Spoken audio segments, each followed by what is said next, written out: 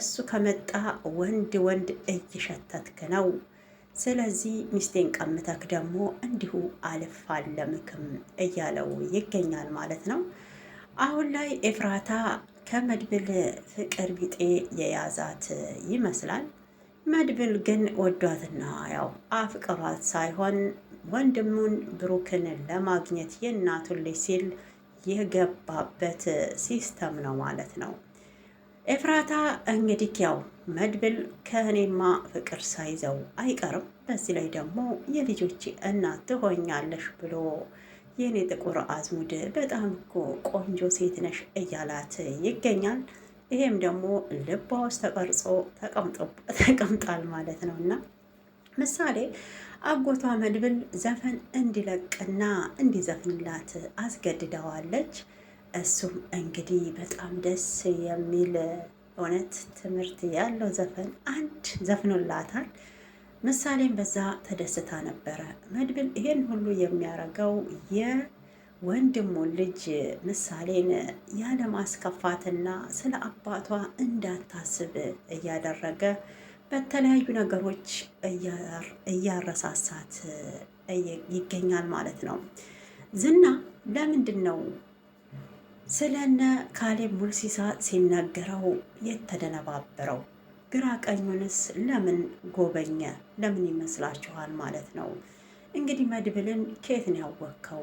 አንተ ማነክ? ይሄን ሁሉ ሚስጥር ስላወጣክ ደግሞ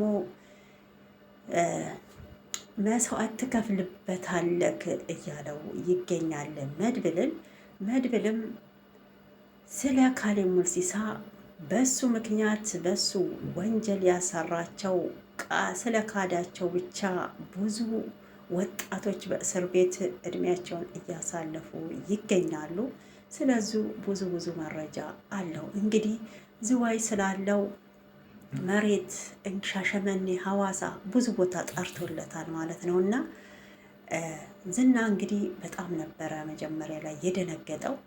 በመጨረሻም ስለ ብሩክ ምንም እንደማያውቅ ምንም እጁ እንደሌለበት ካሌብ ሙጤሳ ስለሚባለውም ሰው እንደማያውቅ ክዷል ማለት ነው። መጀመሪያ ለመደባደብ ነበረ የመጣው ዝና። ይሄን ነገር ሲነግሩት ግን በዱላ በጉልበት እንደማይሆን ነገሩ ስለገባው ተተኮሰብኝማ መድብል ይሄን ሁሉ የለፋበትን ያጣል። ስለዚህ በእኔ ላይ የግድያ ሙከራ ስላደረገ አሳስረዋለሁ ብሎ ስለፎከረ ዝና ጥሏቸው ሄዷል ማለት ነው። ሞገስም መድብልን ለማረጋጋት ሞክሯል። ከኛ ይለፍ ይሄ ቀን በቃ ያፎክሮ በመምጣቱ ራሱ እንዴት አፍሮ እንደሄደ አታውቅም እንዴ?